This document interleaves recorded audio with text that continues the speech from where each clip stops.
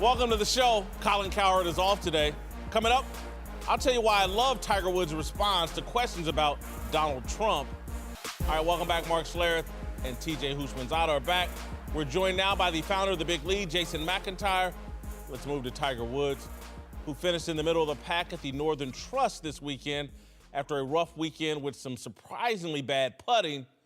But an even bigger surprise came at the press conference after the final round when a reporter decided to press Tiger on his relationship with President Trump.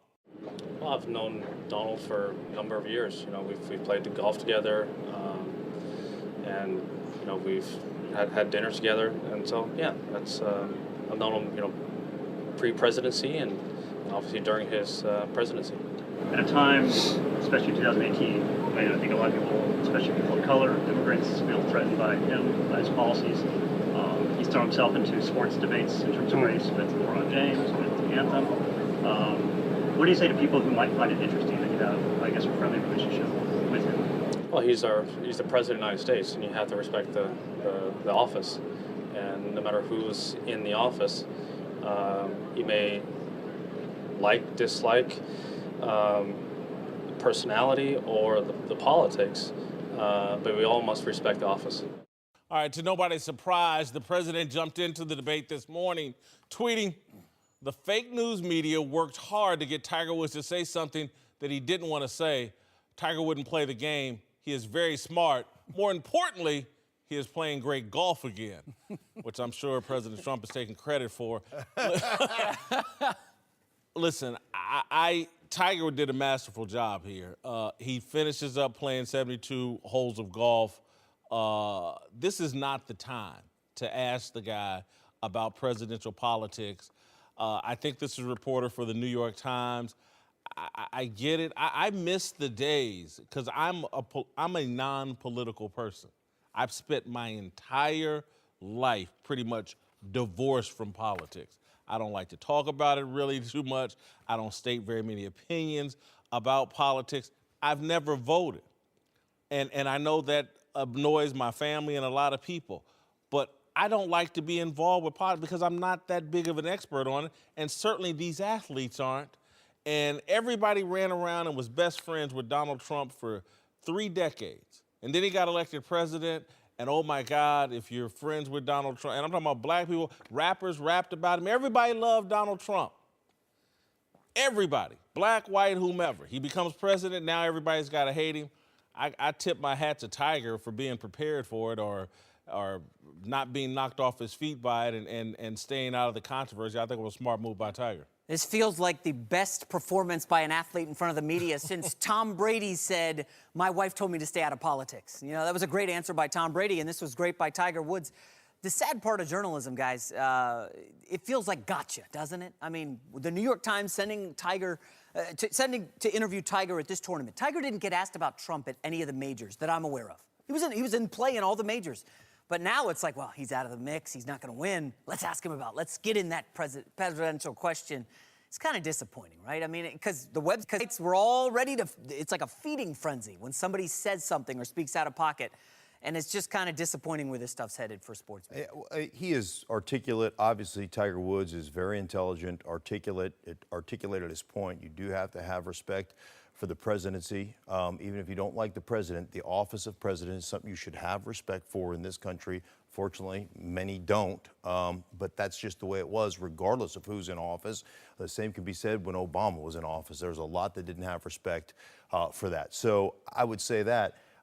Tiger did a masterful job, you know, but I always look at this like it's always interesting that we want to ask our athletes about their political views completely out of context in a situation that doesn't really fit. And I always look at it like, you know, a kid works his butt off, comes from nothing to become a great football player.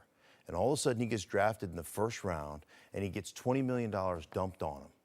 And then we expect him as society to be a certified financial planner. Like, what do you mean you blew your money? Like, how could you do that? If somebody gave me that much money, I would I wouldn't spend a dime. And, you know, and it blows me away. Like, all you've ever done is work to be a great football player. I don't expect you to be a financial planner. Or a politician. Right. Political commentator. It's when you hear Tiger say, "Oh, I've played golf with Donald," when he refers to him as Donald, what do you think he's going to say? He's not going to say anything negative about him. The problem is, like you said, rappers would refer to him in their songs. It was, Donald Trump was looked at as he's this rich guy, he has all this money, but nobody knew his views and how he thought of people of color. And so now that they know that, that's why he gets all this negative backlash, because nobody knew his views on and how he acted and how they feel he's treating the black race or the African American community. Tiger has always been politically correct. What did you expect him to say? It doesn't surprise me, but the way we're social media, everybody wants the black athlete to say something negative about Donald Trump because, oh, he's against Colin Kaepernick, and that's what it's all started, and it's just it's never going to end. I don't want to go down this rabbit hole, but I just want to put this into the.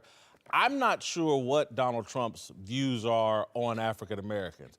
I know he wants to build a wall, and that has irritated a lot of Latino Americans.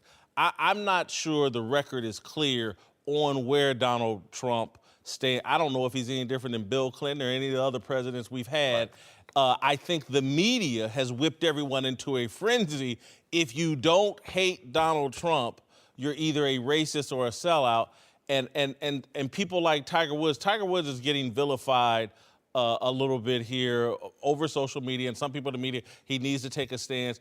But it's like there's no room for Tiger Woods just to be the guy he was raised to be. His dad was in the military. Yeah. Tiger Woods has lived a pretty great life. To ask Tiger Woods to now know how people that he never grew up with, haven't been friends with, for him to have feelings for them, strong, passionate feelings that he wants to put out there on the record, I think is somewhat unfair to Tiger Woods. I'm like you. I'm not a big political person, but it's just funny. The other day, I want to say it was yesterday or Saturday, I got a daughter that's 6 and a son that's 4. My daughter says, why don't people like Donald Trump? And I don't know what to say to that. Yeah. Because there's so many different reasons. She's 6 and she asks that question, and my son is sitting there like, he's listening. Because he came up on a TV screen. We banned it in our house, TJ, because the kids at school talk about it. My kids came home and said, we're not talking about that. But does this not feel kind of like Michael Jordan's Republicans buy shoes too moment? I mean, Tiger just sidestepped everything, just like Michael Jordan did. Now, it was easy with no social media in the 80s or early 90s to just punt on all politics. It's a lot tougher now. Like you said, people on social media are attacking Tiger. I want to end on this note. TJ, the next time, if your kids are watching, the next time they ask you that question, give them a very serious answer. Seriously. Donald Trump puts out a lot of negative energy. I mean, through his Twitter, he attacks everybody. That's why he's not liked. He puts out negative energy, and people give negative energy back to him. To Jacksonville, where Jags receiver Marquise Lee is out for the year after suffering a knee injury on a low hit during a game against the Falcons on Saturday. The hit was illegal and drew a flag, but that didn't stop Jalen Ramsey from blaming the NFL's new helmet rule for his teammate's injury. Can't be mad at 2-7. Kind of got to be mad at the NFL, I guess. Not mad at them, but I mean, it's just how the rule is. Mm-hmm. Like people are scared to tackle normal, I guess, just because they think they're gonna get helmet to helmet or they think they're gonna get flagged. And now it's not even flagged; it's also, potentially getting thrown out the game, and that's game-changing stuff to happen. So you don't really want to blame him. You know he felt bad for it. Listen, I agree with Jalen Ramsey. I think he's talking about the helmet rule, but he's also just talking about the rules in general over the last few years. You're begging defensive backs to hit people in the knees and not hit them in the chest area or anywhere where you can get flagged. And this is the consequence of it. You're going to have more and more hits like this and more knee injuries, and guys are going to have their careers cut short rather than getting a concussion and maybe having their life cut short, if you believe all the science. I think Jalen Ramsey's right here. This is an outgrowth, a byproduct of the helmet rule and all the other rules they put up against the defense. We used to have a gentleman's agreement when we played. If I played defensive back, he played wide receiver. If I had a chance to hit him, I'm always going to hit him up high. I'm not going to hit him in his money makers. I'm not going to hit him in his legs. I'm going to take him down. Now you've made it where I can't even do that because now I'm giving up money. I'm potentially being ejected because I can't hit him high. it's a penalty. So I have no choice. My only course of action is to take him out low. We saw it years ago when T.J. Ward hit Rob Gronkowski because they started changing the emphasis on the targeting rule. It is harder for defensive backs more than ever to make solid hits on players. You don't have much surface area. So now the only thing that you can do is chop guys down in the league. It's unfortunate, but that's now how guys have to play in the back end. He's 100% correct. I'm a receiver. If I'm a receiver in today's game, I go before every game. I go to the safeties. Listen, bro, hit me up high. If you get fined, I'll pay the fine. I would prefer to get hit high than low. And I played the game. I don't want to be hitting my knees at all. I don't want that. You can't. He catches the ball as soon as he turns, bam. He can't protect himself. He can't jump. He's kind of curling up because he knows he's about to get hit. You're not used to getting hit low by safeties. We don't get hit low because they're trying to blow us up. But now it's what you said. Guys are concerned about the 15-yard penalty and that fine. Man, they need to go to these DBs and say, bro, hit me up high. I'll pay the fine if you get fined. Because I don't want to lose a season by tearing my ACL. It's he just signed a deal. Hey, listen, I started working out again just simply because the way the league is going right now, eventually it's going to be a no-contact sport. I'm going to make more money signing a one-year deal than I did 12 years playing. I mean, if we just take contact out of a contact game, I'm 100% on board with you. This rule, the unintended consequences of the way they're calling rules right now are going to be continued knee injuries and leg injuries, and that's 100%. We all feel the same way, even on like peel back blocks. Back in the day when that was legal, we had it with a D lineman. Listen, if I get a peel back block, I'm going to hit you right in the chin. Right. If they didn't want you to hit you in the legs, I'm going to hit you right in the chin. You're going to see it coming. That's the way it was on interceptions. Same thing, man. I can't tell you how many times I've been knocked ass over tea kettle. Got it right here. I mean, and that's fine. That's the way the game has been played for a long time. I understand the safety aspects of what they're doing. But if you want to change, this is what irritates me.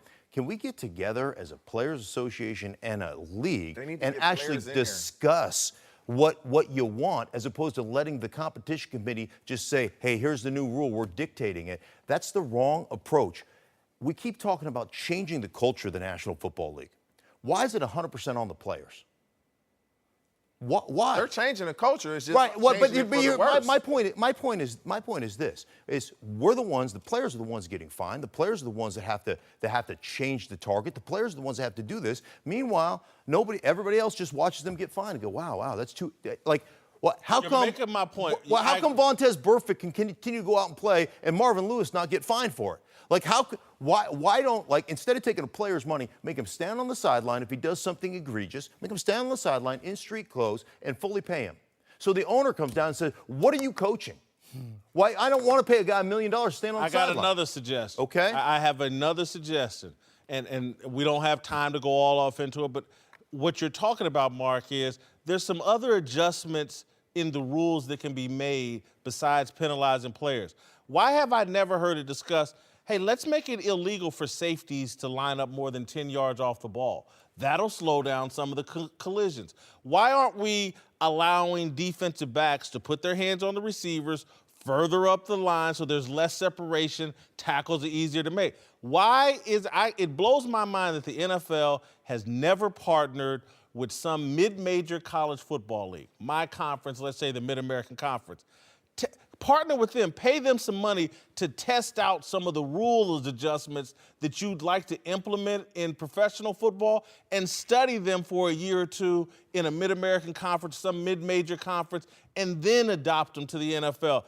I don't see any creativity, and that's what you're getting at. Their solution is let's just take money out of the players' pockets, let's just browbeat them and penalize them, and that'll fix the game rather than trying to creative ways. What happens when Aaron Rodgers scrambles and somebody goes low and tears his knee out? Then you'll see. Then they'll start. It's different because quarterbacks are always protected. Not when they get out the pocket. Not when they get out the pocket. DeAndre Hopkins, Antonio Brown, Odell Beckham Jr. You lose some of your superstars. You're gonna get a lot of receivers hurt. Then it would be like. Because guys, you're gonna get a lot of them Here's hurt. what will change things. The Giants just gave $95 million to Odell Beckham Jr.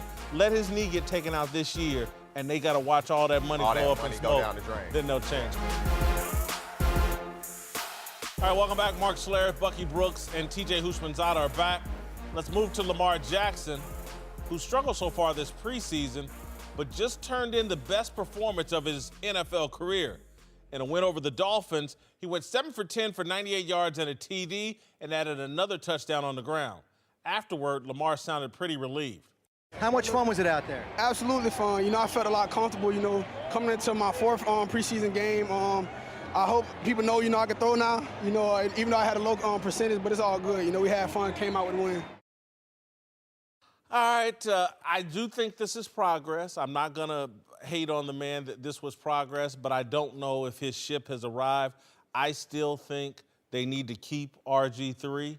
I don't think what we've seen from Lamar right now says that RG3 is expendable. No, I think so. I think it's part of a bigger plan with RG3 being around. I think RG3 is going to be the backup in 2019. Lamar Jackson will be the starter. For years, we've heard teams with athletic quarterbacks say that if one guy gets hurt, we don't have a guy that's like him. We have to change our offense. In Baltimore, you have guys that have similar playing styles. They can go forward with Jackson and RG3 2019 and beyond. What happens if Flacco plays well this year? Then you change the plan, right? Yeah. So it's for me. I'm like you. Lamar Jackson, you went 7 for 10. That's a good game. But if you play a full game, are you going to go 21 for 30? You just don't know. It was a good game, and I don't get too high or too low. I still think he's going to be a good player in the league. It's going to take time. I wouldn't even have made the comment, I hope people know I can throw now. Right. It's well, one game. I would say I hope people think I can throw now. You completed 3 Texas routes to the running back. That was, that was just a dump off to the right, little Slant, inside, right, yeah. inside Texas. Angle route. Right, angle. And then you completed a couple shallow crosses, right? You had a one-on-one to the outside on an out route that you completed. That was your only receiver in the route. So it's not like you have a complex route tree that you're throwing to and you're reading defenses. They designed it for you, and good for them, to make it easy, get you some easy completions, get you some confidence. That doesn't mean that you can orchestrate an offense yet. He showed progress, good for him. He's a dynamic athlete. He scrambled a couple times, made some plays. But before we say, hey, now that he's 7 for 10, we can put him in there, this is the regular season is a completely different animal. All right, welcome back. Tony Gonzalez and James Harrison are back. We're joined now by the founder of the Big Lead, Jason McIntyre. Let's move to New York, where the Giants just made Odell Beckham Jr. the highest paid wide receiver in NFL history with a 5-year, $95 million contract extension. Today, Odell was asked if his record-setting payday comes with any extra pressure. I don't know if it puts any extra that I haven't already put on myself. Coming in early in training camp and being able to be here and knowing where I'm at in life and knowing that I do need to be a leader, and there are guys that are watching me, and I need to be there to, on days that I may not be doing that, at least be bringing energy somewhere else. So I don't know if it's any extra responsibility that I didn't already, kind of put on myself going into this year 5, being a vet. I think he's matured quite a bit, and I think that stuff hopefully is in the past, and I think he's ready to go on and be the type of player and citizen that we expect him to be, and I think he will be. Love it. I love John Maher there. Hopefully that stuff's in the past. I think he's matured. This is a wing and a prayer. They're crossing their fingers. Odell Beckham Jr. is the Dennis Rodman of the NFL. And if Dennis Rodman had ever been one of the highest paid players in the NBA, Dennis Rodman would have been even more of a nightmare. I don't think this is going to bring out the best in OBJ. I don't think – there's guys that play because they love the game, and there's guys that play because they love the money and the attention. Odell Beckham Jr. loves the money and attention. This contract, in my view, will be a mistake. Well, obviously, we'll find out sooner or later, but I agree with you. Money doesn't make you any worse of a person or better, it just makes you more of who you really are.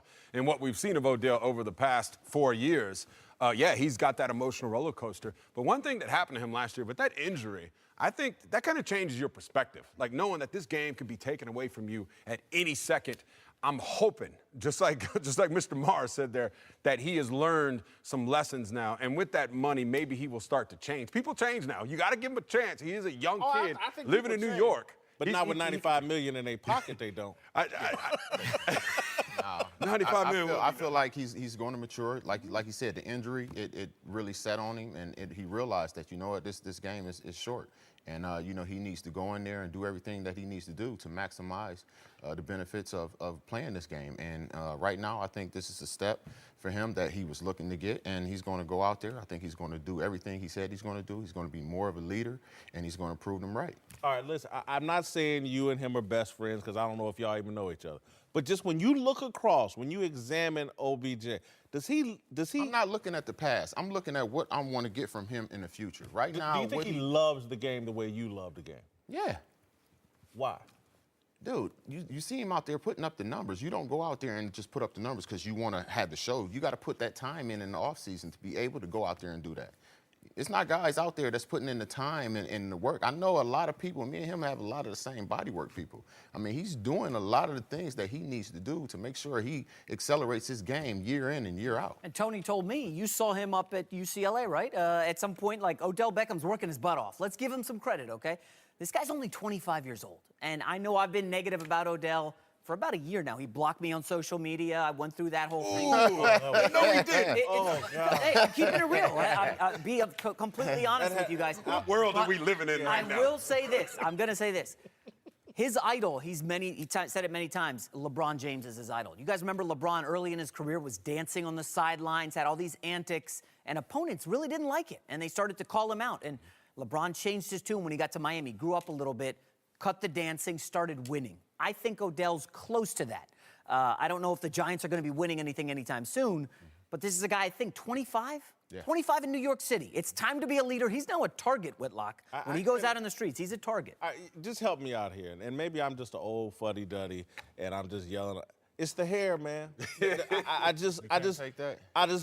I don't get it. I don't get the blonde hair. I done got used to it. At first, I'm like, why? I'm like, you know, that's just Odell. That's the way these. But it's these younger helped him. He's now generation- one of the most popular players in the league. He's You working see kids doing that. The Like kids I got the idolize Odell. him. No. I do. I see kids doing it, and they look lost to me. They look lost. Anytime. You're getting old, man. You're getting old. Yeah. And I'm gonna tell you, you're getting old. I think it's starting to show. Because that is everybody. It's all about the brand nowadays. You gotta how much That hair helped him get that Nike contract. Yes, okay? you're gonna get contracts, and you're even talking about it. The world, it's all social media now. And you see how sensitive he was. He got blocked. Yeah, it hurt. It stung me, man. You can't It have hurt. that. Come on. It's a new dawn, new day. It's not how it was with us. And look, I may get in trouble for this, but blonde hair on a brother, man, it just don't add So up. blonde to me. hair on a sister don't add up to you? That's a different conversation. It's a different. You saying it can't go both ways? I don't understand it, man. I'm just sorry. My father wouldn't understand it. I don't understand it. I don't know anybody that He's understands. secure enough in his manhood, his masculinity. That's not about masculine. I just don't understand. It's just too much for me. To me, when I look at the press conference, like he spent more time on his hair than worrying about football, and that's a guy to me that's more of a Kardashian, more of an entertainer than a great football player. Hold on. How can you say worrying about football? He's shown up. He didn't hold out like some of the other receivers did. He's shown up and put in the work. To get his money. To get the money. Now that he's got the money, let's see what Odell does. And I just don't think money doesn't bring out the best in people. It just exposes what we've already been seeing, from the boat party to the proposing to the kicking net to the drops in the playoffs. I just don't. I see a guy that seized an opportunity, did his little highlight catch. He's a brand more than a football player. I give my money to great football players, not great brands. All right, to Dallas, where Jerry Jones is still doing his best to find ways to improve the NFL and its product. Yesterday, offering up a proposal to shrink the preseason to 2 games and expand the regular season to 18, which he says actually will benefit the guys on the field. Probably physically better for players than it is to have the longer preseason, the longer practicing. Our studies show that we actually have a ramped-up injury situation with players during preseason as opposed to the injury factor in the regular season. So all of this has a lot of discussion. It's been discussed a lot. All right, listen, I actually like the idea. I got my own twist on it, though. I think you go to 18 games regular season, but you limit players. You can only play in 16 games. And so You play 8, and there's a couple of weeks where you don't get to play. I might make the quarterbacks an exception to that rule, and maybe the kickers. But everybody play 18, but you only get to play 16. More money to be made for everybody. Jerry estimates maybe $1 billion more for the players. I think it's a good idea. I don't think it's a good idea the way you set it up. I think it's a good idea, like you said, if it's going to generate $1 billion more a year for the players, right? If he's going to take that $1 billion to say it's going to generate for these players and cut it up between 32 teams and add it to the salary cap, I'm all for it. But if you're not going to do that, then I'm not for it. Well, I think his argument is that the $1 billion would be. You think he's going to give all that to the players? No. I think that what he means is maybe it's going to generate $3 billion extra dollars. $1 billion of it will go to the players. Which is awesome. I'm 100% into that. But the issue that you get into is a guy like James or a guy like me, there's a great free agent story going on in Denver where I live right now. Philip Lindsay didn't get invited to the combine. He's a little tiny running back out of Colorado, out of CU. He's lighting it up, man. Everything they ask him to do, he does it in spades. He's great. He's gonna make the team, right? Like, if you don't get the opportunity to play and practice as a smaller school preseason guy, you don't ever get to fulfill that dream. So I'm into that. I'm like, I'd be okay with that if we're gonna extend the rosters from, from 53 to 63, right? No, you need more than that. Right, no. I'm saying the rosters from 53 to 63 and extra practice squad guys. Yes. And then on top of that, like if I'm negotiating this deal as a players association, I also want you to bring back some developmental league so that we can take young players who don't get a practice, who need the work, and go back to NFL Europe. So if you're going to invest in this game, then invest in this game, and we'll give you the 2 extra games. But you're going to have to do this so we can develop players and we can get some guys an opportunity to play this game at a high level that aren't going to get the work otherwise. So that's what I would like. If you're going to do it, I'd love to see it. I think they are. I think there is a league right now. I think Bill Polian's part of it now. They got a couple ex-coaches that have coached the NFL. The NFL is watching it, but they're not invested in it. Mm-hmm. They're like, okay, we'll see, and if it looks like what we want, then we'll partnership. They need a partnership. They need to have a league where they can develop not only players but coaches. Yeah, like that's something that needs to happen. Well, I agree with you, and hopefully I think that's where they're moving with this league. Supposedly that's the rumor on the street is, but 18 games to me, even when I played, and I know you guys probably don't want to hear this, I said even if you pay me extra money, I don't think I'd want that extra money. I'd rather continue making what I make because those extra 2 games, I don't know how you guys felt at the end of a season, man. Your body is just beat down, and I think putting 2 extra games on top of that with the injury, I just don't know. I think the product, the end goal, the players would suffer from that, for playing those extra 2 games. But they just need to shorten the preseason to 2 games. I mean, 4 games. That's going to cost money if they shorten it. What do you think of my idea, 18 games, but Tony Gonzalez only gets to play in 16 of them? That's where you're going to get the competitive spirit. These guys, we're not sitting out. I'm not going to sit out a game. But baseball players sit out. I know, but that's... Yeah, but they're soft. They're baseball players. So they're soft players. He said that. It's 100. He can say that. Yeah, 162 games in baseball. So, but if you extend the rosters and you extend the practice squad, then you can have a little bit of a rotation where you can save yourself a few plays a game here and there. Then I think if you don't extend the rosters and you don't extend the practice squad and you don't have though. You can't say, at the time when they were trying to get 18 games before, we're going to add, I think it was like 3 or 5 more people onto the rosters. That's not going to work. You need to have a true practice squad that is at least a base of, I would say, 15 to 18 players that are just your practice squad, so that they, can be out there taking. You need to do it legally, like what we did back in the day, where you would have guys that lived in the ceiling tiles of the facility and they'd rappel down and run out to the practice field in the same jersey of the starters. Like you'd have, in the old days, man, we have a 53-man roster. We had 80 guys on that team, hidden corners and all over the place. Like that's the way we used to do it back then. LeBron James made a complete, utter fool of himself last night with his new HBO TV show, The Shop. A year ago, while guest hosting The Herd, I upset LeBron fans by analogizing the basketball star to Donald Trump.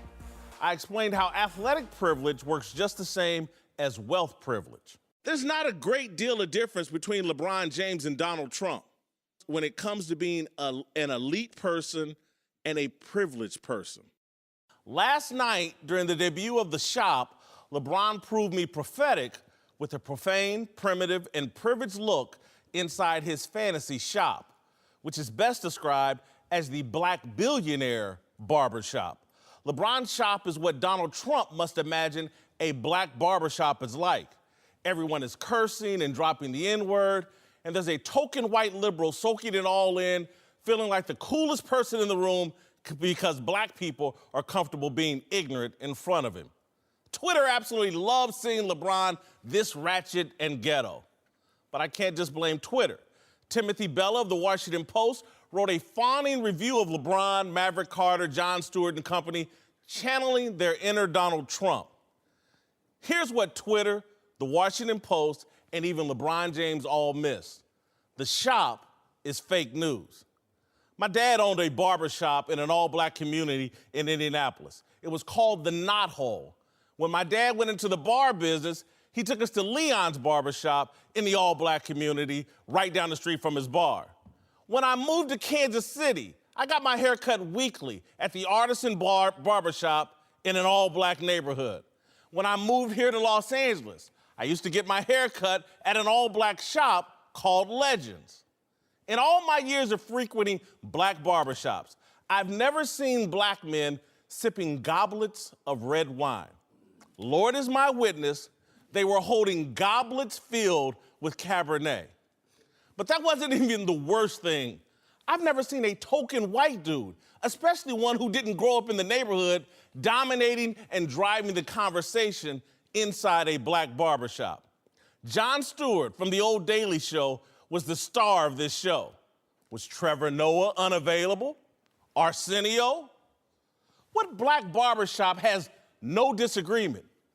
LeBron retold his Brentwood spray paint story, and no one offered a hint of cynicism. Hey, man, how come you ain't moved? That's what would have happened in my barbershop. Look, I'm as verbally raw as they come, depending on the setting. But I've never experienced that level of profanity and ignorance inside a barbershop. There's always an old head who shuts it all down. 75 times someone cursed. 11 times someone dropped the N-word. Well, what barbershop is this? LeBron's shop was a collection of elite black millionaires who are so far removed from reality that they think the black barbershop is a minstrel show with a white choreographer. In the middle of this minstrel show, Jon Stewart had the audacity to compare LeBron James to Muhammad Ali. Are you kidding me? Ali stood on religious principle. LeBron James is standing on Twitter. I had very high aspirations for LeBron James, but he has been completely turned out by fame and pop culture. He's 34 years old and allegedly wants to be a social activist, an educator, and a role model. This is how you portray yourself? You start a TV show and you instantly become Black Trump? LeBron, you're lost, you're confused, you're hypocritical, you're fired. All right, joining me now in my own barbershop, Jason McIntyre from the Big Lead, TJ Houshmandzadeh, former NFL Pro Bowler, Dante Jones, former LeBron teammate, former NBA champion. Dante, I want to start with you. I've just shredded LeBron. I know you're friends with LeBron. I want to give you an opportunity to say whatever you want in response. I want this conversation to be good and healthy. What I saw last night blew my mind, and the reason why I'm hot about it is because my expectations for LeBron are just higher than this. Okay, there's a lot of parts to dissect here, but one part I want to start you on is the barbershop is not the same universally. The black man's barbershop is different, and we all go to a barbershop indicative of our social consciousness, of our relationships, of different things according to the person that we are. Mm-hmm. So I even checked in with my barbers this morning. I go to 2 barbershops on 2 different coasts, one in Inglewood, New Jersey, and one in Inglewood, California. Chuck Taylor in Inglewood, California, and Gentleman's Quarterly in Inglewood, New Jersey. And both were saying the same thing I was. They were refreshed by it because this is the barbershop today. The barbershop. Goblets of wine. The barbershop today. Goblets of wine with a white liberal in there driving the conversation. Barbershop today is a group of gentlemen who is the black man's country club. You may have a drink. The conversation, the tone of a conversation, the words used are according to who's in the room. If a woman's in the room, a child's in the room. There was a woman in the room and there was a white man in the room. Let me finish. If a woman's in the room, oh, excuse me, ma'am. The woman might say, you know what? You got it. This is how I talk too. So you cater that conversation according to who's in the room. It was a bunch of men, and it was Candace Parker in there, who was refreshing because of her perspective. It was dope as well. But they were having a genuine conversation. Cursing was there, but I'm desensitized to cursing because that's what goes on in a barbershop. I thought it was indicative of what the barbershops I go to. The ones I grew up in, they were like yours. But the ones that I choose to go to now are more of that social scene where men do have a drink at night. Men may drink wine. Men may drink beer. But I've never been show me the black barbershop with the white liberal sitting there driving the conversation. We shouldn't be that sensitive to the white liberal in the room. And I'm not saying it's a white liberal, but the white gentleman in the room, we shouldn't be that sensitive to it. It doesn't have to be all black men in that shop. Some people are not there to get a haircut. Some people are there to have the conversation. And the conversations they were having, they were refreshing because these are what we talk about. We talk about real estate. We talk about business. We talk about religion. There was no disagreement in there, Dante. But we only disagree on topics like the Bulls versus the Warriors or Kobe versus LeBron. Why it wasn't authentic. But those weren't the conversations that were highlighted. I think those are the conversations probably coming down the line. But we don't always argue in the barbershop. We agree because we're all going through the same things. We're all minorities. We're all going through this. We agree on topics of sports, Dante, but we universally mostly agree. And I even checked in. I asked questions about this because I thought I was tripping. I got it. But Dante, I'm just gonna say this. I've been black 51 years. I've been back 37 years. I get it. We do disagree on things. But particularly when we're talking amongst ourselves. We may get on Twitter and there may be groupthink. We may get on TV and there may be groupthink. But amongst us, there is disagreement, and that was inauthentic. I want to move on. I'm going to circle back to you. Someone else. So for me, watching this, obviously, I haven't been in a barbershop, as you guys can tell. So my whole life, I've never been in a barbershop to get my hair cut. I just recently started taking my son. What I will say from watching this was the reason there was no disagreement, there was no conversation, there was no topic for them to disagree on. Facts. Number one. Number two, when you were going to the barbershop, it was a different day and age. So the conversations are going to be different because it's a different day and age. It's a social media era now. So the conversations are going to be more global. They're going to be different. Social injustice.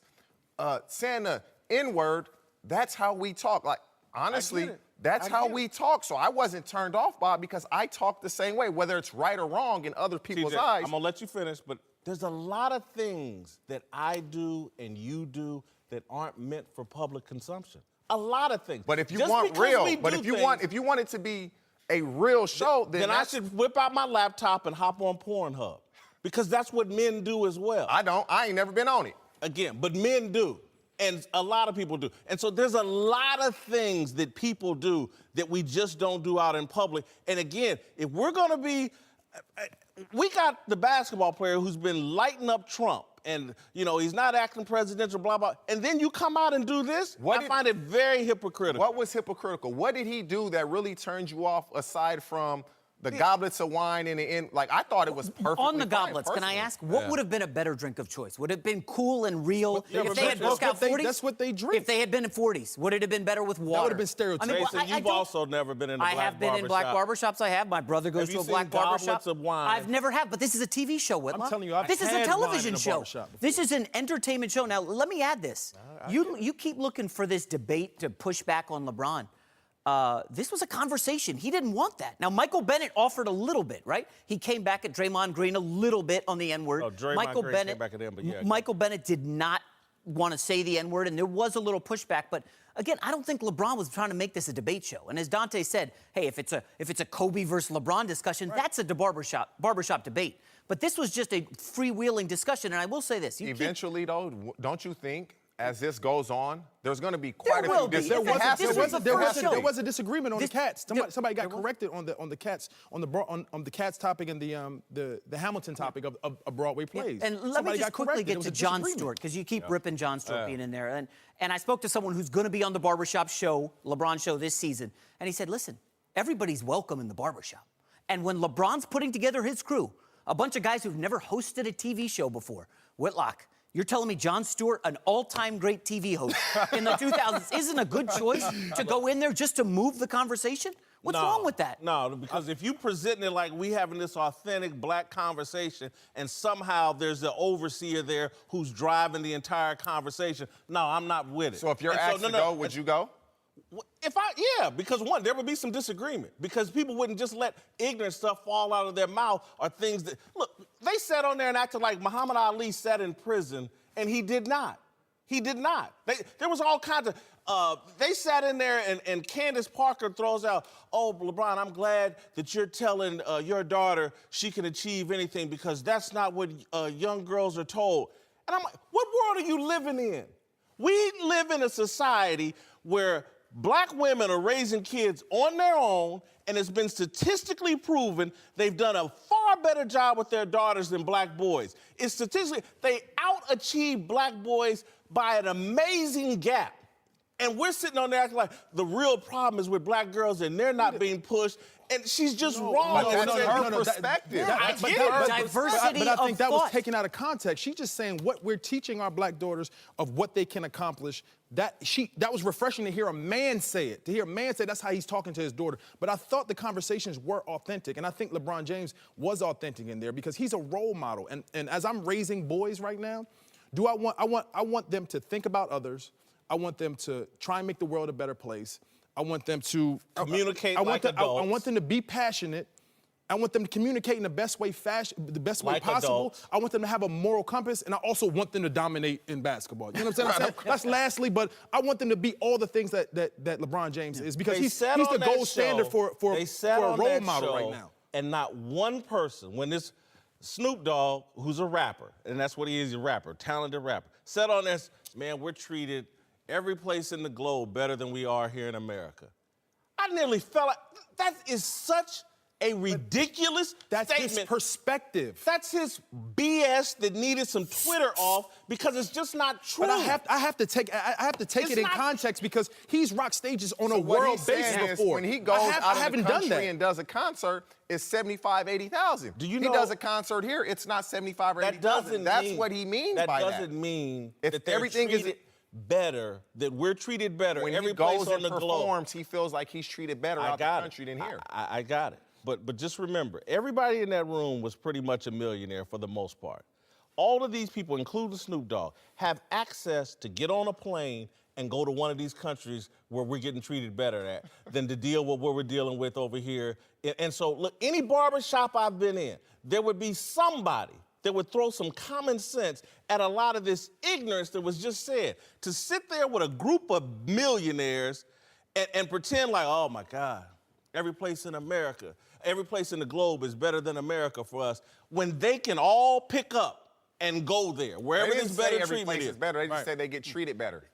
Do you, Whitlock, in the modern barbershop, which has now gone, mainstream, Nick Saban of Alabama has a barbershop show. Would you not White say... people get their hair cut. Exactly. Would you not say the barbershop and what we saw last night could be the modern barbershop? Not the same one that your dad had 30 years ago? It is the modern barbershop. A lot of agreement. I didn't stop getting my hair cut when I was a kid.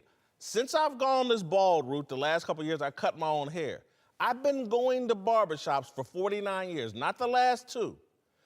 And all these people that are pretending like, these are all private plane people that were on that show. These are all people that have barbers that are their own personal barbers and come to their homes. They ain't been in barbershops like I have been. They're pretending, and that's why the show rang inauthentic. That's why they're sitting around with wine glasses and everybody's cussing and Jon Stewart's driving the conversation and people are just saying ridiculous things because it's not even a real conversation. Because in a real conversation, things happen like what are happening right here. This conversation's far more authentic than anything they did. There's disagreement, there's pushback here, there's people with different perspectives. Last night, there was a bunch of people throwing out little silly PC thoughts intended for Twitter, and they needed a big can of Twitter off so somebody would deal with reality. You can't, to sit here and pretend, and I've traveled a few places, to sit here and so much better in all these other countries than here in America. It's a lie intended for Twitter approval to sit here. But the only person that said that was Snoop because And he's everybody an agreed. Because And he's not an entertain- entertainer. and that's the only person Not that had one that athlete perspective. said they get treated better out the country. Snoop ain't going nowhere. Not Snoop one ain't athlete- left L.A. But what I'm saying is, It's terrible here, but he ain't left L.A. When he does a show, it's 75, 80,000. That's what he's saying. They packed the arena for him. Go pack up and live there. Not one And let's athlete. see. Odell Beckham didn't say it. LeBron didn't say it. Michael Bennett, Drake, none of them said it's better out the country. That was Snoop's viewpoint from when he performed the show. Me personally, again, I've never been in a barbershop.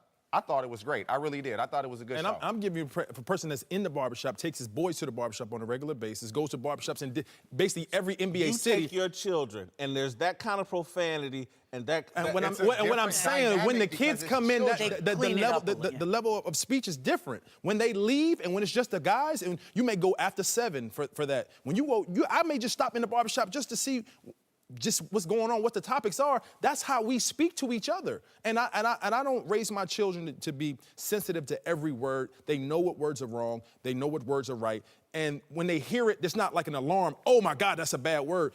It may happen, but you just can't say it. And those are the things that go on in our barbershop right now. It is not that far off from the typical barbershop. You may have your choice of drink that you have. If they chose wine, they chose wine. But did you want a stereotypical drink of a 40 or a beer or like what did you want? There's not a lot of drinking going on at the barbershop. In your the first barbershop, place. though. In most barbershops. And so I'm gonna just tell you what my number one thought. I promise to God, this is what happened when I watched this show. The number one takeaway I had was like, oh my God. Kobe Bryant has so much more class, character, so much more self-awareness than LeBron James. Kobe Bryant would never put himself out there like this. Now, he may go on that show and shock me and go in there and get right in there with him, but I was just blown. I was like, this is LeBron They grew up completely James? different. I get it. They grew up I get it. completely different. Lastly, what I found refreshing was you got a perspective from an athlete from the horse's mouth. You got a full conversation What was from it. riveting? Let me say. What Let did he say me that was finish. interesting? However the athlete felt, you got the whole conversation. You didn't allow people to break it up and make it something that's not. You get to see an authentic piece of work from the athlete, so that you can go back to it and see exactly how they feel. And I think that's what they were going for. Football is about to make its long-anticipated return to living rooms all across America. That means bragging rights and huge cash prizes are up for grabs at DraftKings.com, the leader in one-week fantasy sports. With one-week fantasy at DraftKings, you choose when to play. Draft a new team every week with no season-long commitment. At DraftKings, you are the GM.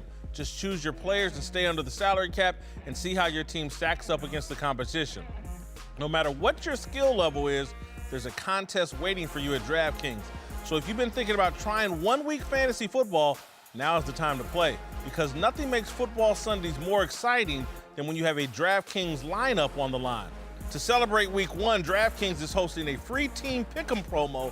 Download the app or go to DraftKings.com now and use the code SFYS. All you have to do is pick at least half of the winning teams correctly, and you'll win a share of $1 million. That's code SFYS, only at DraftKings. The game inside the game. Eligibility restrictions apply. See DraftKings.com/pick'em for details. All right, welcome back. TJ Houshmandzadeh is back. We're joined now by a couple of Super Bowl champs, James Harrison and Mark Schlereth.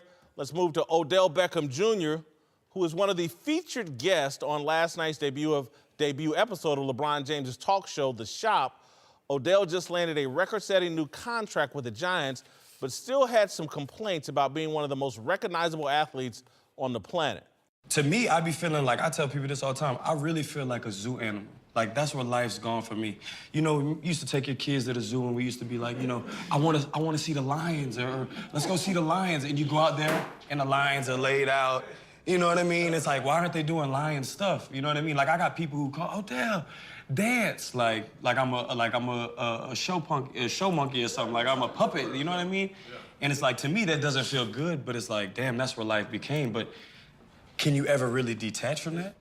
All right, The Shop is streaming now on HBO Go and HBO Now. Listen, people, when I go to someone's home for dinner, people get very upset if I don't get a second helping because I look like somebody that enjoys eating. I put myself out there like I enjoy eating. So people try to stuff food down my, no, I'm good. No, you gotta have a second helping, you gotta have a second helping. Because that's how I put myself out there. This man is dancing on the field, in the locker room, in My Feelings, the Drake song. He popularized the dance, blah, blah. He's put himself out there in a way that's how people respond to him. I can't blame people that want to see me eat. I put myself out there like I like to eat.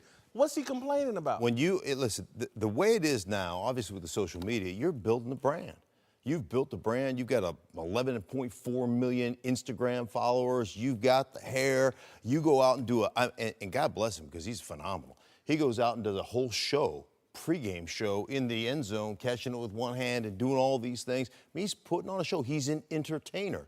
So I always sit there and say, man, you can't complain when you've done all those things and the white hot spotlight shines down on you and shows some of the skeletons in your closet. Like, that's on you. Like, you've earned that. You've earned those stripes.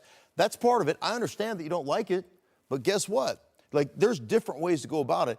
Like, you could go in, take him and Julio Jones in a mall, put him in a hat and sunglasses. A lot of people would not recognize Julio Jones because he's lived this quiet life. He's been behind the scenes. He ain't got blonde hair. Everybody knows that guy. I mean, that's just the way it is. Well, I gotta kind of disagree. I think what he's saying is that it's times where he wants to have his own time.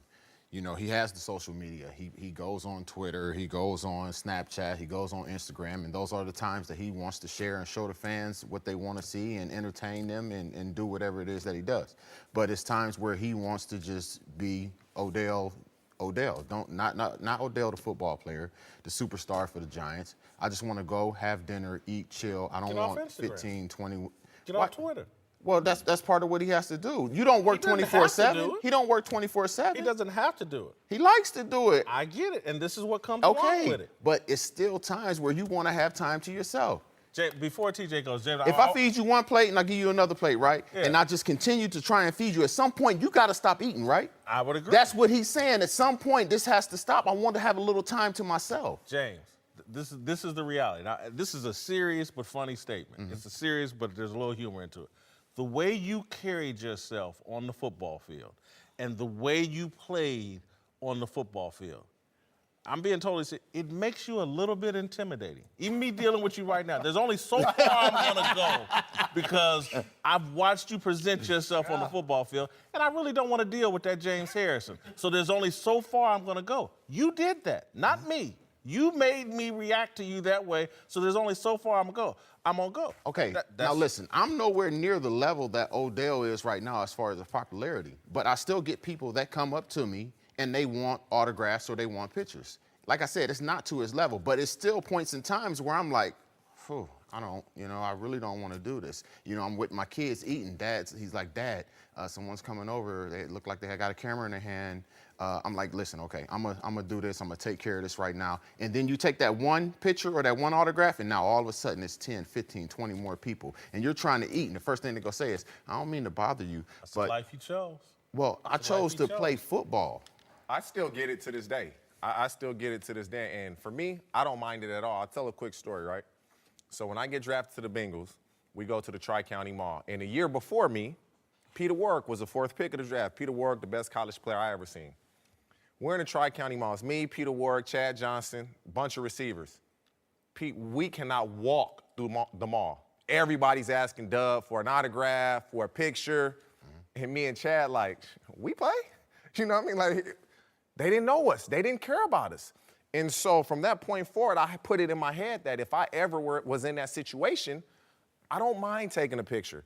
I don't mind signing an autograph because that might be their only time seeing me. So I could be out with my family. I might not want to do it, but I'm going to do it because of they might not never see me again. And I remember being in that mall with Dub, and he was like, he didn't turn anybody down. I'm sure it got tiresome, but that's just the world we live in. I understand that, but to his level, like for me, Odell is the only football player that is he's the first ever NFL player that I can recall that's like a global superstar because of social media. It's always gonna happen. I'm sure he gets tired of it. At some point in time, I'm sure he gets tired of it, but it's impossible. I tell my kids, they're like, Dad, can you not? I said, listen, at some point in time, they're not going to care who I am. I said, I'm going to take it while it's coming. I said, if I really do get to a point where it's maybe 3 times I was like, you know what? I'm here to watch my kids play ball. I said, I'll try and do something for you afterwards, but I'm here to do the same thing you're doing, watch your kids play. That's the only times I really have turned down people. Other than that, you know, it's cool. But for him, like you said, it's a global level. You know, at some point in time, you know, it's like, hey, I just want to go out and have a meal. You look at it this way. Do you think, and we all played, would you prefer to be hounded or not recognized at all? Tell you what, when I first started, honestly, on everything I love, I prefer not to be recognized. But I'm going to be honest, though. No, listen, what he said to you, I'm going to give you an I example. played against you. What he said to you, everybody in the league think the same way. Like, bruh, don't push James Harrison. Hey, straight up. There's I plenty played of people against you. who have decided not to come up and ask you for your autograph or your picture with you because they're scared to be honest with you, I'm gonna tell you something. Once I started doing the social media thing, I got more people coming up to me. But here's a story. I'm in a restaurant with my mom. This is like 2007. It's right after I just had my first year of starting. I made the Pro Bowl, all that stuff, right? So we're sitting in the restaurant, and I wasn't used to people staring at me, looking at me. And it's a guy, he's sitting over there, he's staring, he's looking at me. And I'm sitting there eating with my mom, I look at my mom, I say, this dude is staring at me. She's like, okay. I'm like, well, you know, I'm like, why is this mother staring at me? Like, do he have a problem? You got a problem with me? She's like, boy, stop, calm down. He done recognized who you are. I had to realize that people were starting to recognize me, and I had to change the way I dealt with people. Because any other time, it's like, why are you staring at me? You got a problem with me? That's right. You know? We're good, Right. Yeah, we're good. All right, good. All right, welcome back. James Harrison, TJ Houshmandzadeh, and Mark Schlereth are back. Let's move to the NFL, where reportedly Aaron Rodgers and the Green Bay Packers have finally come to terms on a new deal, agreeing to a 4-year, $134 million contract extension that will once again make Rodgers the highest paid player in the NFL, and reportedly includes more than $100 million in guarantees. I'm not that big on this contract because I think Aaron Rodgers needs to be a better supporting cast, and I wouldn't, if I were him, I'd go the Tom Brady route and not be the highest paid player. I think they need a lot more help for him to be back in Super Bowl contention. So I'm not a big fan of this. I wouldn't go that route because Tom Brady has his own facility set up inside Foxborough. I mean, he needs to get what he can, what he's valued at. Right now, I don't have a problem with what he did. Yeah, listen, you got to make as much as you can. Marcellus, that dude coming here. Did you give up? You give up money? Did you give up money? You lie. I gave her $5. You get okay. Listen, man, you got to make what you can make. I'll tell you what. When Mike McCarthy morphs into Bill Belichick, then I'll give you back some money. Okay, but until that happens, you better do a better job of scouting guys and developing guys and making sure that we have the requisite tool set here from a player standpoint to win. But Aaron Rodgers don't owe them nothing. He is the best in the business, and if he can make the money, make the money. I'm actually upset he didn't get more. $31 million a year. He should be making 35, 36, 37 a year. And the next guy that comes he should always be the highest paid player in the NFL. And in a couple years, that won't be the case, and you'll be talking about, oh, he's underpaid again. It's not his responsibility to make sure he has a great supporting cast. Exactly what Mark said. They have to put guys around him. You look at his receiving core, none of those guys are in the upper echelon as players played at their position. They should have more than enough money to get guys around them. It costs money to get people to come play in Green Bay. It's Green Bay. Right, and so that's why he in my opinion, he took a pay cut. He took a pay cut relative to what he could command. Okay, but that's an interesting point. But having said this, given the restraints of the salary cap, and given he's the Green Bay Packer quarterback and legend, he wants to win multiple Super Bowl titles. There's money to be made. Look, he's going to be in the Hall of Fame. He's won a Super Bowl. But there's money to be made as the greatest quarterback potentially of all time. He's not going to get there. Tom Brady's got 5 Super Bowls. Aaron Rodgers, to me, with this contract, is setting himself up where he's only going to win 1 Super Bowl. You go player for player, Green Bay in New England, player for player. It's not that much of a difference. You go player for player, each starter, all 22 starters. So you think it's all Belichick versus McCarthy? I actually think McCarthy is a good coach. I really do. But overall, obviously, Bill is the best coach in the NFL. Yeah, I have to agree with him on that. I'm with Mark. It's time for the GMs, head coach, scouting department, get it all together and make yourself right on every draft choice you get. All right, tune in next Tuesday as my new co-host, Marcellus Wiley, makes a special guest appearance on Speak for Yourself. We'll dive into his background and discover what makes him that dude. Wiley will join the show full-time on Monday, September 10th, when SFY moves to its new time, 3 p.m. Eastern. Dante Jones is here for last call. Let's move to the NBA, which has decided to remove restrictions on shoe colors, so players will be now allowed to wear any color shoe they want at any time. Oh, this is so exciting. This is so thrilling. The kids all get lollipops. This is awesome. This is why the NBA is so great. Is this a big deal? You excited about different shoe colors, Dante? I'm excited as a shoe collector because now the consumer gets to see different types of shoes on display, and the players can express themselves accordingly within reason, within certain boundaries with their You're shoe choice. You're a shoe collector. Yes, I have been, and I Gym still do shoe collector. Yes, my collection has changed according to how older I've gotten, but I enjoy basketball shoes and different variety of them. Yes. All right, I'm gonna leave that alone. The reviews are all in for LeBron's profanity and N-word-laced answer to Donald Trump's apprentice. According to the professional reviewers, LeBron's shop is a Grand Slam home run. The Ringer coos that LeBron has found his voice. The Sporting News proclaimed the shop delivered a candid, captivating conversation. Slate says the shop is an unfiltered glimpse into Black America. Really? An unfiltered look into Black America? Maybe a suburb in Marvel's Wakanda. But even T'Challa, the Black Panther, found the red wine-filled goblets laughable. The shop is more of a glimpse into Jay-Z's backyard barbecue than a reflection of Black American life. And as far as candid, captivating conversation, the discussion wasn't even Twitter deep. At least on Twitter, there is some resistance, some pushback. The shop is a layup line. That's what's so disappointing. LeBron, like a lot of elite athletes, believes that iron sharpens iron on the court. Off the court, like a lot of elite athletes, celebrities, and multimillionaires, LeBron prefers to be worshiped rather than challenged. He doesn't want his ideas or beliefs publicly opposed. He and his elite friends have everything figured out. In their minds, their ideas and point of view can't be sharpened by resistance. Genuflection improves their brand, but it weakens their mind. The debut of the shop was a Twitter-like echo chamber for high-class victimhood. Oh, I'm treated like a zoo animal. People want me to dance. Every other country treats me better than America. They don't criticize Aaron Rodgers and Tom Brady the way they do me. Everybody on that damn show is living the American dream. God blessed them with a gift, and they're using it to improve their lives and the lives of the people they love. America is just like life, unfair. Whining won't make America more fair. Explaining to people how to combat unfairness will. But you can't do that when you're wallowing in victimhood and surrounded by people who won't challenge your naive thinking. At one point during the shop, LeBron stated that he was raised on rappers, Biggie, Pac, Jay-Z, and Snoop. Those were LeBron's intellectual scholars, not Martin, Malcolm, Thurgood, or hell, even Jesse Jackson. The shop is the black kiddie pool, and LeBron is the lifeguard. No wonder the show is being celebrated. All right, joining me now, Doug Gottlieb, Fox Sports Radio host, Dante Jones, former NBA champion, LeBron James teammate, and Jason McIntyre of The Big Lead.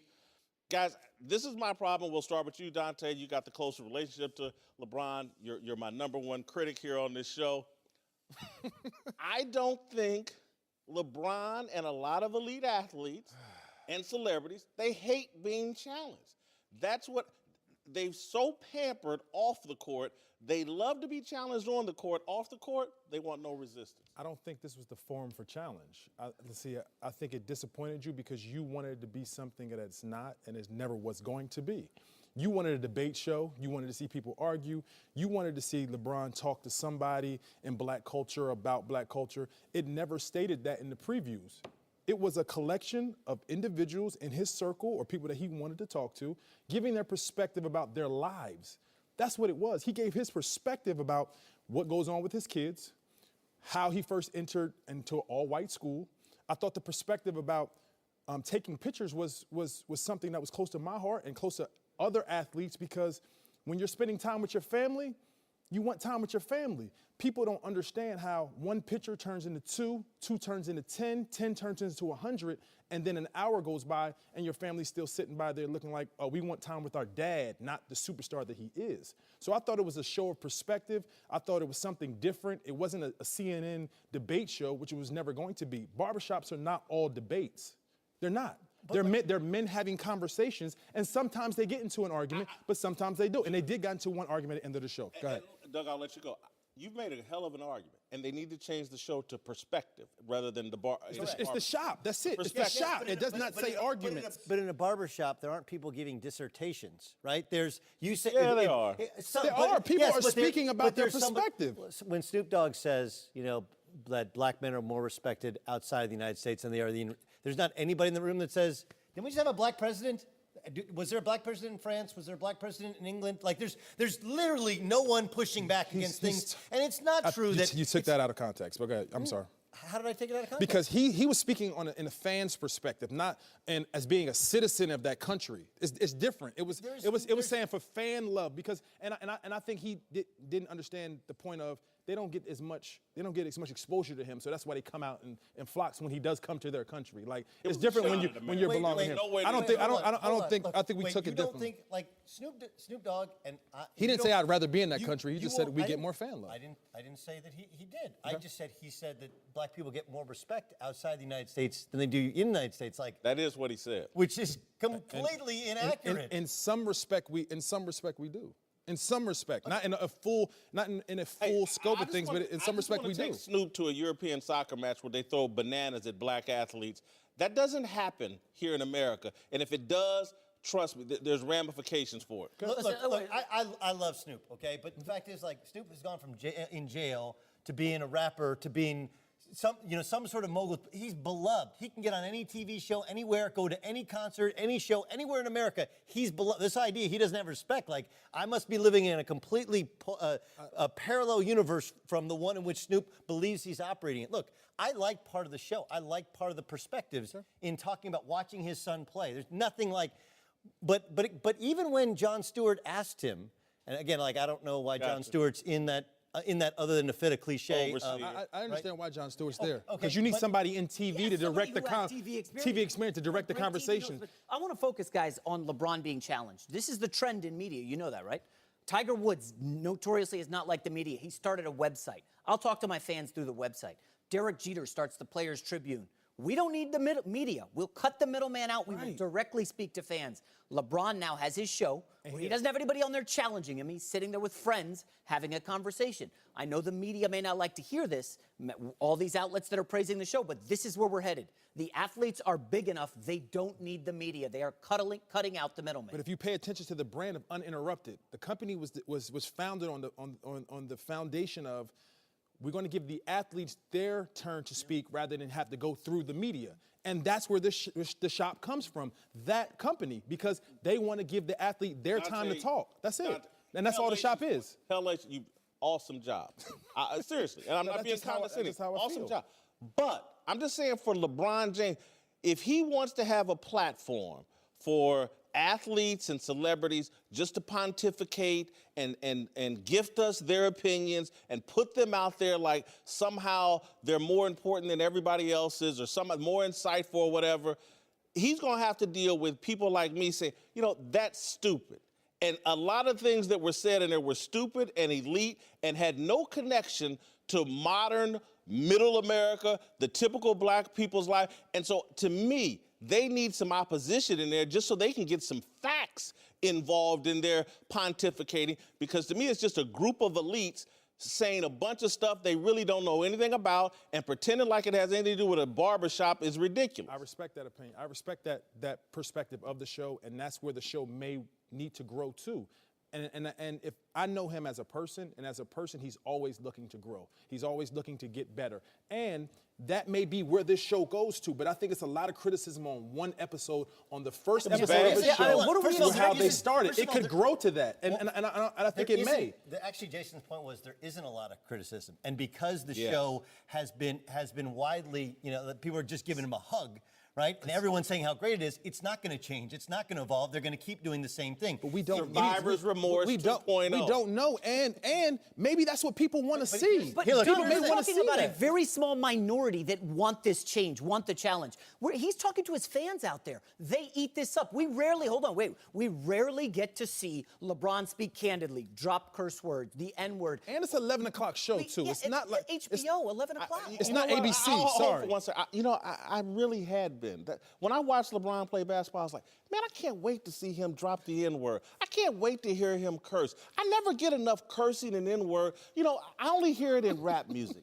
I really was waiting for some celebrity athlete to get on TV and curse and carry on like he's a rapper buffoon. I was hoping LeBron would give me that. So just because you curse makes you a buffoon. But the show is fake. Just because you use certain words makes you a buffoon. You don't look at what he's actually saying. You don't look at his perspective. You don't look at anything else except the curse word. Because and that's very unfair. It's cluttered by the distractions of the cursing and the that's just your opinion. Some people use curse words, some people don't. That doesn't make you less intelligent. I understand that people do use it, okay? But when you want to elevate the conversation, you're taking away from the conversation you're having by using that language. And what you're telling us is everything I've ever said before is nonsense. This is how I really am. That's what you're telling us. So we're like, all right, which LeBron? Because if I'm changing my brand, let me drop on one other point there. Let me piggyback off you there, and to respond to Jason.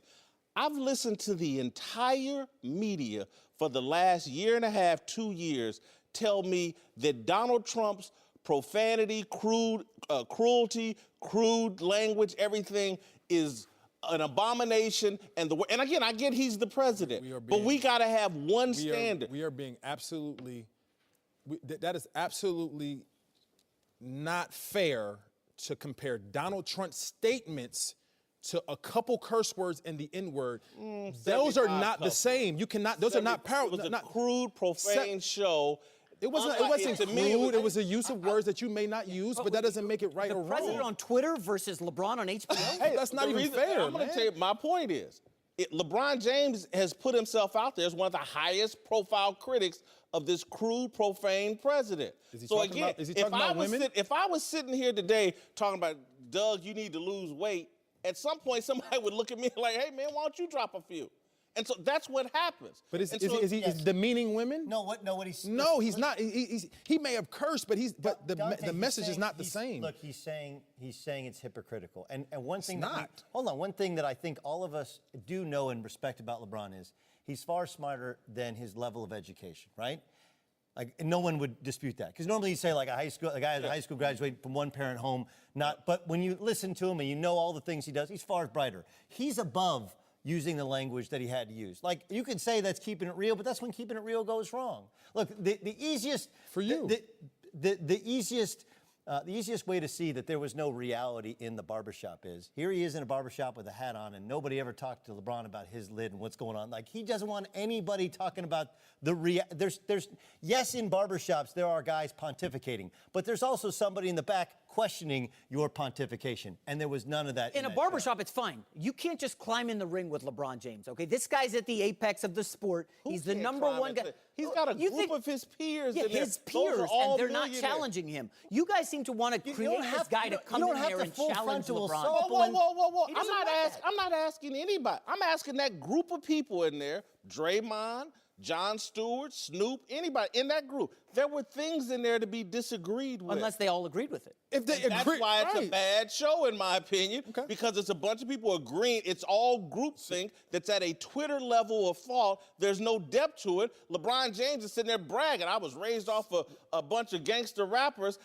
That's his intellectual scholars. That's where he basically presented himself. That's where my point of view comes from. That's a joke. That's a joke and embarrassing. Two of them guys he's talking about got killed in their 20s.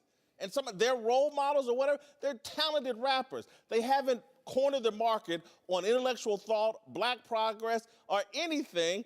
All I'm saying is, if iron sharpens iron on the court, it sharpens it off the court as well. And if you want to be an intellectual thought leader, if you want to open a school, you want to be an activist, your thoughts need to be challenged. And LeBron James is resisting that challenge. The media is afraid to give him that challenge because they're all, oh, I'll be called racist, or I want to be a part of groupthink. I don't want people on Twitter to attack me.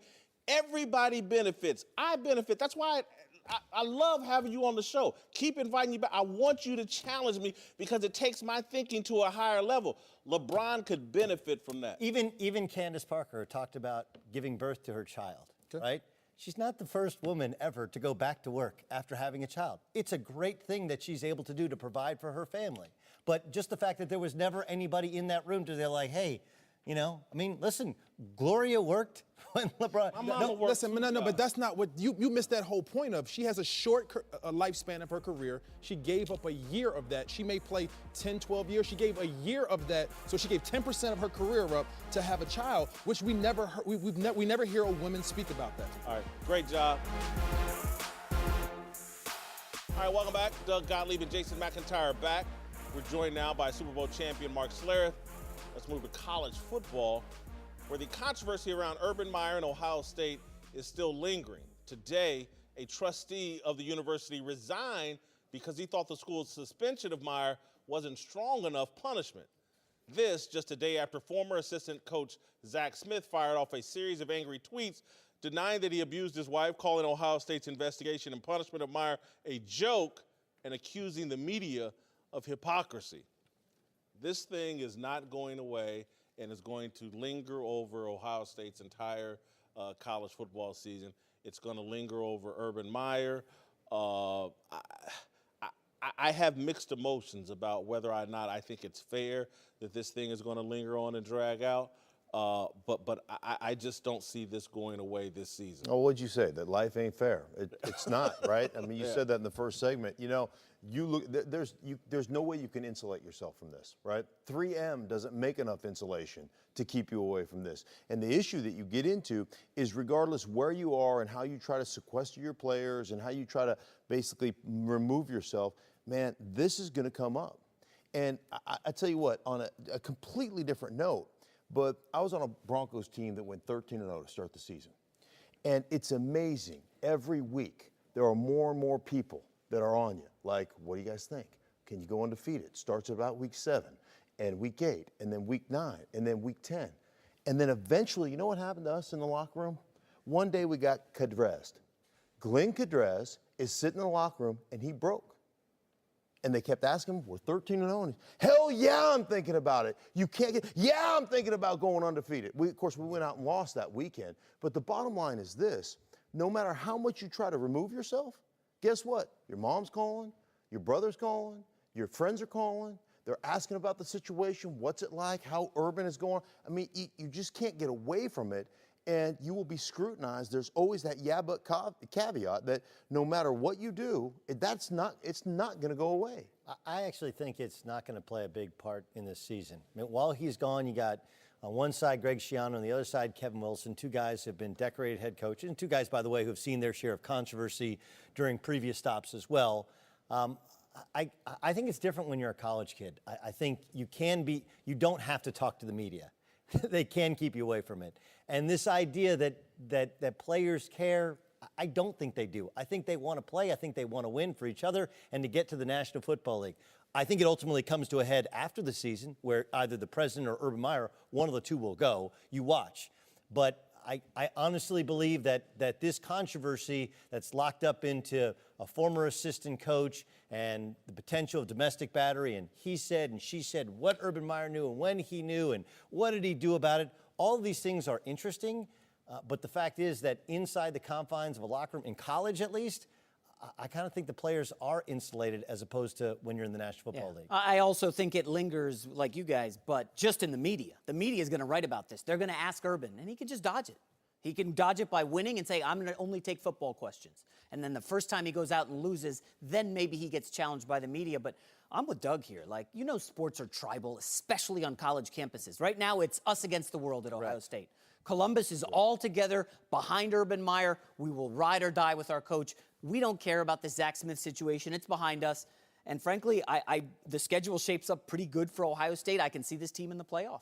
I think I was there up until this Board of Trustee member resigning. To me, that gives this a life. And Doug makes the point that maybe the school president gets his job in jeopardy. Maybe the athletic director does. But there is a chance that the president is strong enough, the AD is strong enough, that they're going to follow Michigan State's blueprint. Because if you remember just 8 months ago, everyone thought Tom Izzo and Mark D'Antonio were losing their jobs and that Michigan State was engulfed in controversy and no way these guys could survive. And here we are staring at September, and those guys are still in place, and the media has moved on. They've jumped from Michigan State to Ohio State, and maybe there will be something else that captures the attention in the news cycle that they move on if Ohio State is strong enough just to weather this. There's just so much there at Michigan State, and it affected students and student athletes, and now you have a former gymnastic coach facing criminal charges. I think it is in fact different. But you're right, like everybody atop Michigan State outside of the coaches fell, right? Everyone fell, and rightfully, honestly so, right? And I think some of that was fear of lawsuit, which they're paying out hundreds of millions of dollars because of those lawsuits. I don't think that's the case here, and I do think this one trustee does make it interesting. But there was also kind of the news and information dump of yesterday, which doesn't completely clear Ohio State or Urban Meyer, but does kind of push you into that side to which what the limited parts that he knew, he seemed to handle in at least on text, right, which is where you're kind of ultimately honest. It felt like he was more honest with us in terms of how he felt about the previous charges and what he knew and how he was kind of covering for Zach Smith while firing him at the same time for a cumulatives type of thing. But Doug, there's one thing in common with the three people Whitlock said. Tom Izzo, Mark D'Antonio, Urban Meyer. They all generate a lot of money for the university. That's the bottom line. No offense to gymnastics, Board of Trustees guys. They don't matter as much as the basketball and the football coach. Jason, that's not why they kept their job, though. Oh, Izzo and D'Antonio? Tom Izzo had nothing to do with the doctor. But as he said, the media came after him. We want him out of here. We want blood. We want heads. The media came after Urban Meyer. They're not going to win that battle.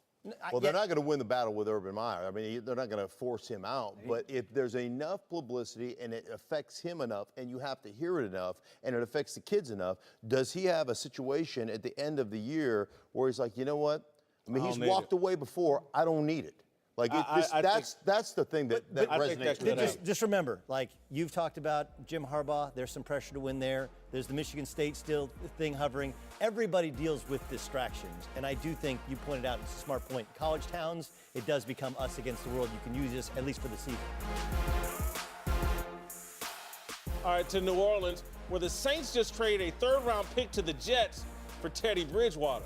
Bridgewater's NFL future has been murky since his brutal knee injury back in 2016, but NFL Network now says he could be Drew Brees' heir apparent in New Orleans. My position, this guy hasn't played since 2015, and you just gave up a third-round pick for him? He's had a devastating knee injury. He hasn't played since. Would anybody give up a third-round pick for Colin Kaepernick? He hasn't played either since 2016. I like the play here of taking a flyer on Teddy Bridgewater as a potential long-term solution in New Orleans. I just think a third-round pick's too high of a pick. Well, I think there's a dearth of quarterbacks in this league. Teddy Bridgewater came out in training camp. He played exceptionally well. He stayed healthy. He went to every practice. Talking to the Jets coaches, he was exceptional, and he was exceptionally healthy during the course of training camp. Bottom line is this is the Nick Foles effect. You've got a New Orleans team that is one play away from being an NFC championship, and they understand with young quarterbacks behind Drew Brees, if we lose Drew Brees, we're done. Right. If we lose him for 4 to 6 weeks, we are done. We don't have a quarterback that can take a team that actually has NFL and Super Bowl aspirations. We have got to go get ourselves somebody who can. Blind squirrel. You found a nut. Go ahead. Very good point. I think the other thing is the third round pick for a player you're using this year. Like, you get the use of him the entire season without it costing you anything. It doesn't cost you a third rounder till next year. So you get this insurance, which it is. It's great insurance for a whole year with no cost to you. I mean, none, zero. Yeah, So I that's agree. outstanding to have. And I agree 100% with the Foles thing. I mean, you know, smart teams do smart things. This is a smart move by New Orleans. Yeah, I agree with these guys wholeheartedly. And you know, they could end up making them look bad when Breeze is done. You know, he may come in there and be that perennial starting quarterback and start being a Pro Bowler and so on and so forth. So they may look bad by just only getting a third. Listen, you guys are both, Mark, you've made the point, he's looked good in training camp and preseason. As a coaching staff and as an organization, can someone show that kind of value in preseason where the defenses are that vanilla, the play is that inconsistent? I think you go back to 2015 and you see the way he played, and he played well. And then you take this preseason, not so much about the way he played, and he did play well. Coaches are rave about how he played. But they rave about the work ethic and how healthy he actually is. Like, he's overcome this. I mean, it's an incredible injury that he had. He almost lost his leg. And he's back healthy. He's not spending time in the training room. He's at every practice. So this was a prove it on your health year, not on whether you can play or not. He can play, and I think he's shown that he's taken that team. He took Minnesota to the playoffs in 2015. You think Teddy Bridgewater is happy knowing he's going to sit this year and probably next year behind Drew Brees? I think so. I think he's going to a great organization. I think, look, it'd be hard for him to think, hey, I'm going to come in and start anywhere right now, coming off that injury, having to prove himself. I think he would have needed a year anyway to be in that situation. So I think it's a great situation for Bridgewater. I think it's a steal for New Orleans. They get a great professional. I mean, that's what Teddy Bridgewater is. He's a great professional, great kid. He's got tons of talent. He's got time to learn the system, get in there and develop. And look, Brees will play for another 5 years probably because that's just who he is. But that doesn't mean this guy's value doesn't skyrocket by not even playing a down next year. Yeah, I want to correct myself. He signed a one-year deal. He'll be a free agent after next year. Your Nick Foles point is excellent. The Saints are a win-now team. Now they got two quarterbacks they feel like they can win with. All right, welcome back. Time for Last Call. Mark Schlereth is here.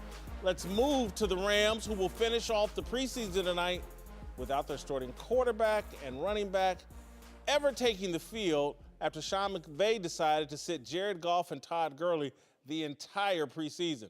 Mark, is this going to backfire? Sure, it'll backfire. I still think they're going to be a good team, but offense, especially offensive football, man, it's about rhythm. How do you develop rhythm when you don't actually play? And here's the thing about the way the league is constructed right now. First 3 weeks, 4 weeks are really extended preseason.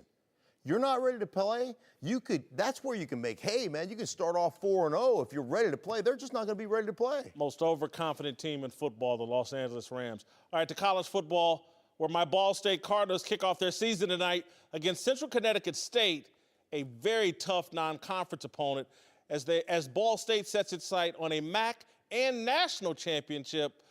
Mark, what are you giggling about? A national championship? Yeah. You don't remember in 2008 when we were ranked 14th, we were undefeated and just a hair away from winning the national championship? Hey, had you had the grades, you'd have probably gone to Idaho. Yeah, but you couldn't get in, could you? You don't remember the 2008 Nate Davis, Darius Hill, Dante Love, that great all-time great team? Nope. Same thing going on right now with Riley Neal at quarterback, James Gilbert at running back. All I know is came a tribe from the North Brave and Josh Miller at cornerback, Jake White, middle linebacker. Gold. Ball State, baby, national title sleeper. All their foes. Heisman Trophy for Riley White. Vandals, come on, you Vandals.